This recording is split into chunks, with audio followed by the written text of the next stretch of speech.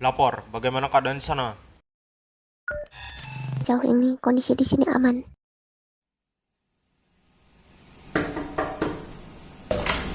Jenderal, ada panggilan dari Presiden. Siap.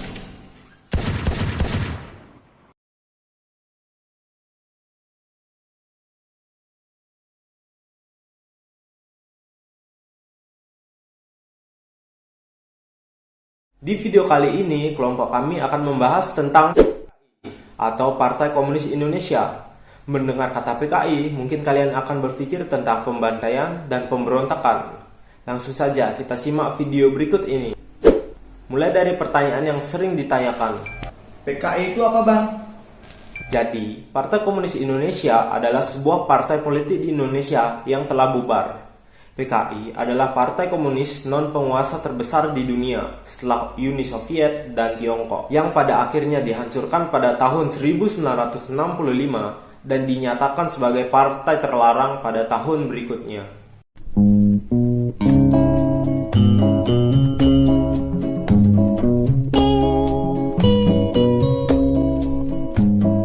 Genjer-genjer nong kedoan batik keleler. Genjer-genjer nong kedoan batik keleler. Mae tole teko-teko mu putih genjer. Engslegrid dan kaum sosialis Hindia Belanda lainnya membentuk Serikat Tenaga Kerja di pelabuhan pada tahun 1914 dengan nama Indisch Social Democratic Association, atau dalam bahasa Belandanya yaitu Indische Social Democratische Vereniging. ISDV pada dasarnya dibentuk oleh 85 anggota dari dua partai sosialis Belanda, yaitu SDAP dan Partai Sosialis Belanda yang kemudian menjadi SDP Komunis. Para anggota Belanda dari ISDV memperkenalkan ide-ide Marxis untuk mengedukasi orang-orang Indonesia mencari cara untuk menentang kekuasaan kolonial. Pada Oktober 1915, ISDV mulai aktif dalam penerbitan surat kabar berbahasa Belanda, Het Vrije Woord, kata yang merdeka. Editornya adalah Adolf Bars. Pada saat pembentukannya, ISDV tidak menuntut kemerdekaan untuk Indonesia. Pada saat itu, ISDV mempunyai sekitar 100 orang anggota, dan dari semuanya itu, hanya 3 orang yang merupakan warga pribumi Indonesia. Namun, partai ini dengan cepat berkembang menjadi radikal dan anti-kapitalis.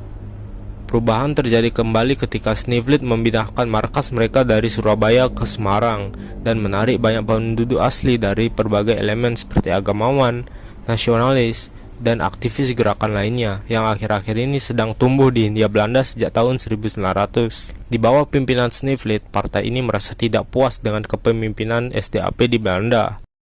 Pada tahun 1917, kelompok reformis dari ISDV memisahkan diri dan membentuk partai sendiri dengan nama Partai Demokratik Sosialis Hindia Belanda.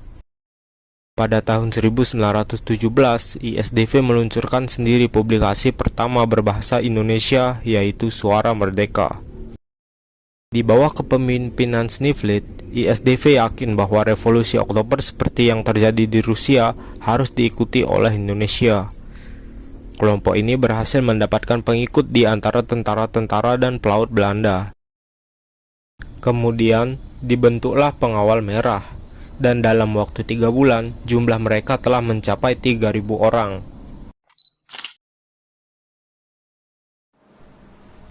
Pada periode menjelang Kongres ke-6 Sarekat Islam pada tahun 1921, anggota menyadari strategi Sneflit dan mengambil langkah untuk menghentikannya. Agus Salim, sekretaris organisasi, memperkenalkan sebuah gerakan untuk melarang anggota SI memegang keanggotaan dan gelar ganda dari pihak lain di kancah perjuangan pergerakan Indonesia. Keputusan tersebut tentu saja membuat para anggota komunis kecewa dan keluar dari partai, seperti oposisi dari Tan Malaka dan Semaun yang juga keluar dari gerakan karena kecewa untuk kemudian mengubah taktik dalam perjuangan pergerakan Indonesia. Pada saat yang sama, pemerintah kolonial Belanda menyerukan tentang pembatasan kegiatan politik dan Sarekat Islam untuk memutuskan untuk lebih fokus pada urusan agama, meninggalkan komunis sebagai satu-satunya organisasi nasionalis yang aktif. Peristiwa Madiun 1948. Setelah penandatanganan perjanjian Revenley pada tahun 1948, hasil kesepakatan perundingan Revenley dianggap menguntungkan posisi Belanda. Sebaliknya, Indonesia menjadi pihak yang dirugikan dengan semakin sempit wilayah yang dimiliki. Banyak unit bersenjata dari Partai Republik Indonesia kembali dari zona konflik.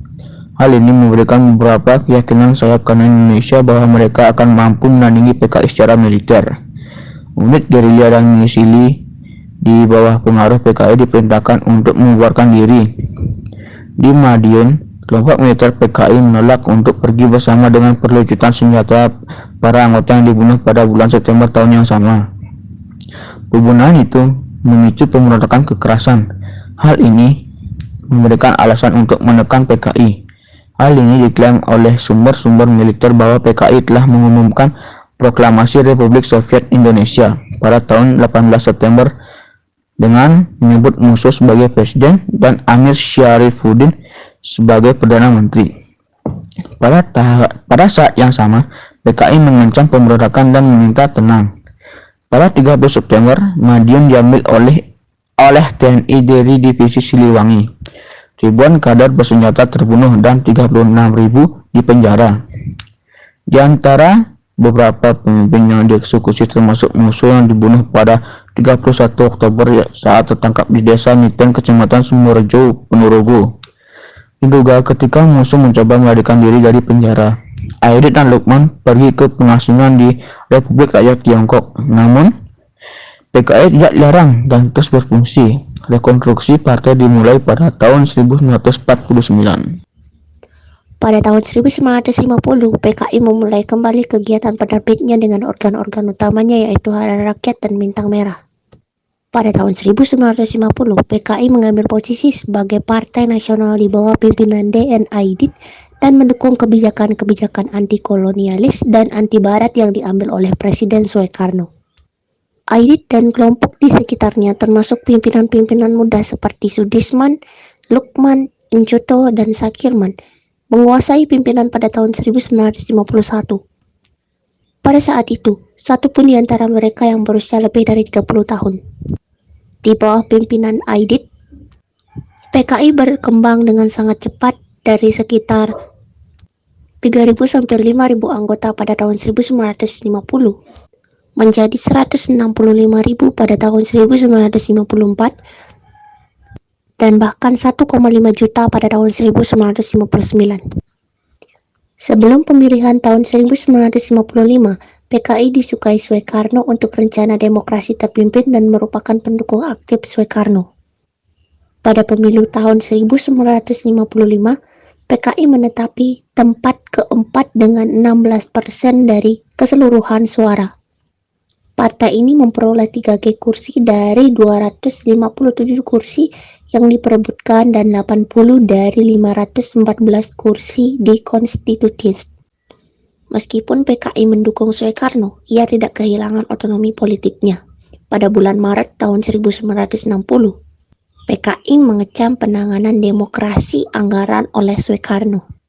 Pada tanggal 8 Juli, Harian Rakyat menerbitkan sebuah artikel yang mengkritik kebijakan pemerintah. Pimpinan PKI sempat ditangkap oleh militer, tetapi kemudian dibebaskan atas perintah dari Soekarno. Pada bulan Maret tahun 1962, PKI bergabung dengan pemerintah. Para pemimpin PKI, Aidit dan Incoto diangkat menjadi menteri penasehat. Pada bulan April tahun 1962, PKI menyelenggarakan kongres partainya. Salah satu hasil yang dilakukan PKI setelah masuk ke dalam pemerintah Orde Lama adalah dengan diusulkannya angkatan kelima yang terdiri dari buruh dan petani. Pemimpin PKI bermaksud dengan dibentuknya angkatan kelima ini diharapkan dapat mendukung mobilisasi massa untuk menuntaskan operasi Dwi Kora dalam menghadapi Malaysia. Namun hal ini membuat TNI AD merasa khawatir, takut adanya penyelewengan senjata yang dilakukan oleh PKI.